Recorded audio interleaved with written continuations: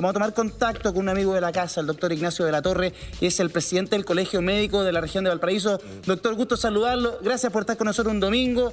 Me gustaría que analizáramos toda la arista sanitaria respecto de este proceso electoral de 2 días, en el que hemos visto que muchos adultos mayores, son 600.000 los adultos mayores que ya tienen las 2 dosis y que pueden participar de este proceso con mayor tranquilidad. ¿Cómo ve usted lo que hemos visto en estas 2 jornadas? Buenas tardes, doctor. Hola, buenas tardes a todo el panel, gracias por la invitación. He podido ver, ayer asistí a votar a la sede que me corresponde cerca de mi casa, fui caminando, fui con mi hijo y me correspondió ver a todas las personas disciplinadamente con mascarilla, manteniendo la distancia física, que varias de los locales de votación estaban, por ejemplo, en espacios al aire libre, bien resguardados, pero al aire libre, que son un conjunto de medidas que cuando se aplican todas juntas reducen el riesgo de contagio. Y me pareció ver de las imágenes que hemos visto, salvo contadas excepciones, como un vocal de mesa, por ejemplo, hoy día que llegó y era PCR positivo, claro. Que son situaciones muy puntuales, me pareció ver un proceso que es mucho más seguro de las imágenes que en algún momento conversamos cuando veíamos, por ejemplo, las playas en el verano, sí, o las aglomeraciones hace un par de semanas atrás en el Costanera Center. Y transmitirle a la ciudadanía algo que yo también dije ayer. Si tú entiendes cómo se contagia este virus, que es a través de interacciones con personas a menos de 1 metro de distancia o en espacios cerrados mal ventilados, tú puedes tomar medidas para incluso ir a un lugar de votación y no contagiarte. Por lo tanto, el proceso puede ser seguro y depende mucho de ti. Recibir un voto, hacerle una marca, no te va a contagiar de coronavirus. Hacer una fila al aire libre a más de 1 metro de distancia de la otra persona no te va a contagiar de coronavirus. ¿Dónde está el riesgo? En que para ir a votar te suba una micro que esté llena, pero mucha gente se sube a la micro llena para ir a trabajar de lunes a viernes. ¿Dónde está el riesgo?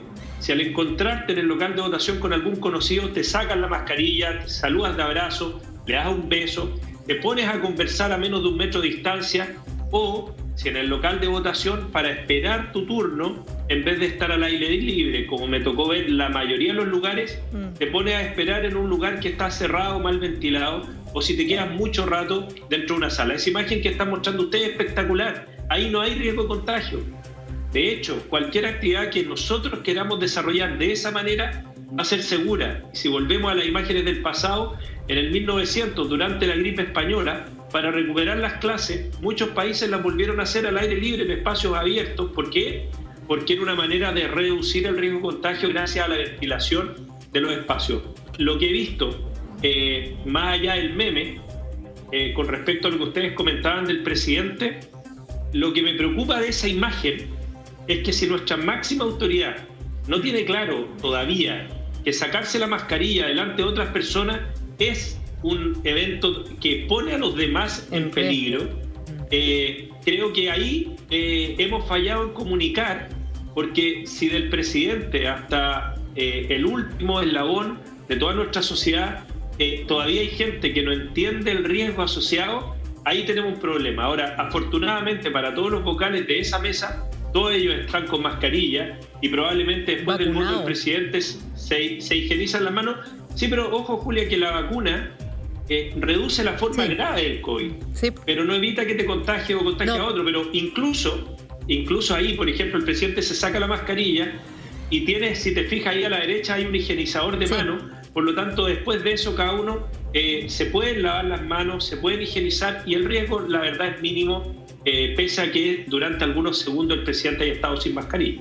No, cuando te decía de la vacuna, doctor, era en relación que muchos de los vocales de mesa ya estaban inoculados con las 2 dosis, algo que no hubiese pasado cuando las elecciones estaban planificadas para el mes de abril. Exacto. A eso iba. Yo comparto contigo y respecto a que en muchos lugares están siendo las votaciones en lugares muy abiertos, muy amplios, al aire libre, y eso le da tranquilidad a la gente para ir a votar.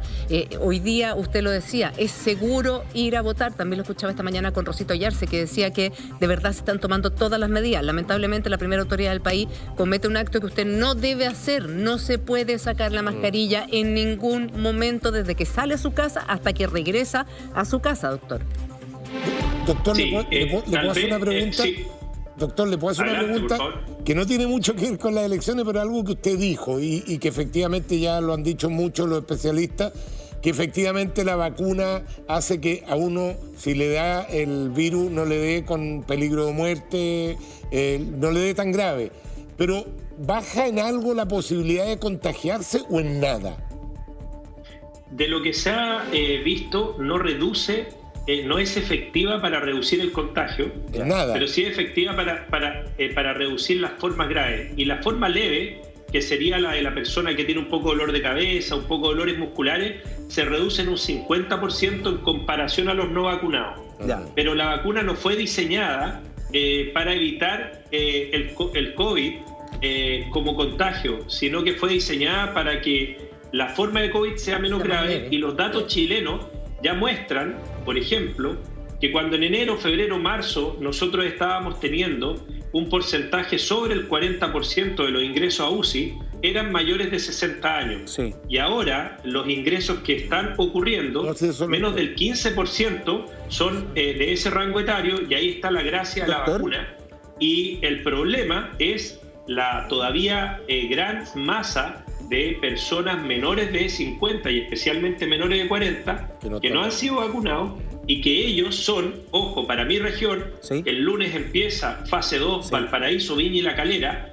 Mucho cuidado los menores de 40 y los menores de 50 años que no se han vacunado, porque tenemos muchos pacientes en UCI que son de ese grupo etario, que se pensaban inmunes, que pensaban que el COVID le iba a dar suave, y que lamentablemente se han enfermado y se han enfermado gravemente. Doctor, y además son los más reticentes, según se ha dicho, al proceso de vacunación.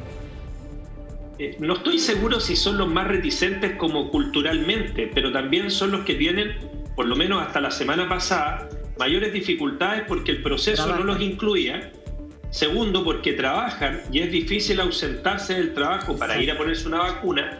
Tercero, porque el sistema, el proceso es un poco engorroso. El ministro París en algún momento dijo que se iba a desordenar demasiado el sistema si es que se abría la puerta de vacunación de forma, entre comillas, desordenada, y se hacía, por ejemplo, ya a partir de ahora cualquier persona que tenga menos de 40 años que venga la vamos a vacunar, sino que se mantuvo este orden de años que va avanzando muy lento. Claro. Y también es cierto que si tú tienes 70.000 y no 150.000 primeras dosis, porque no llega más gente, es el momento de invitar a abrir la vacunación. En mi caso soy ginecólogo, Sí. y me tocó dar esta respuesta durante 2 semanas a las embarazadas, porque tú sabes que las gestantes inicialmente se autorizó la vacuna solo a las que tenían lo que se llaman patologías de alto riesgo del embarazo.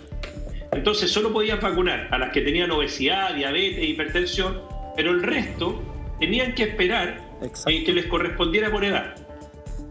Eso fue súper engorroso, porque al mismo tiempo estábamos viendo formas graves de COVID en las embarazadas, y estábamos llamando activamente a las embarazadas a ir, y sin embargo tenían que esperar que les tocara por edad. Y cuando llegaban por edad, en muchos lugares les decía, ¿trae usted la declaración de enfermedad? No, es que yo soy sana, no, es que entonces no puedo vacunarla, tiene que venir con el certificado. Sí. Y ahí se producen estas situaciones complejas. Doctor, no quiero que pequemos de centralista. Yo sé que usted es presidente de la región de Valparaíso, el Colmed, nosotros estamos aquí en Santiago, pero la situación en Magallanes es durísima. No quedan camas UCI en Magallanes. Se están ya coordinando los traslados de personas que lleguen a esa instancia hacia otros lugares. Entonces, si pudiésemos mapear rápidamente Chile, ¿el incendio hoy día está en Magallanes?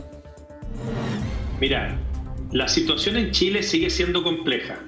Tenemos cerca de 3.000 pacientes hospitalizados en UCI por COVID. Para contextualizarlo, en un invierno normal, Chile tiene 1.400 camas UCI en total. En un invierno normal, o sea, el 2019. En esta época no llegábamos a los 1.500 pacientes en UCI. Entonces, solo por COVID hay 3.000 hoy día. 2.976, ok. Tenemos en los últimos 3 a 4 días más de 6.000 casos diarios y fallecidos cerca, cifras que están sobre 100 o muy cerquita de 100 todos los días. Y hemos normalizado aquello.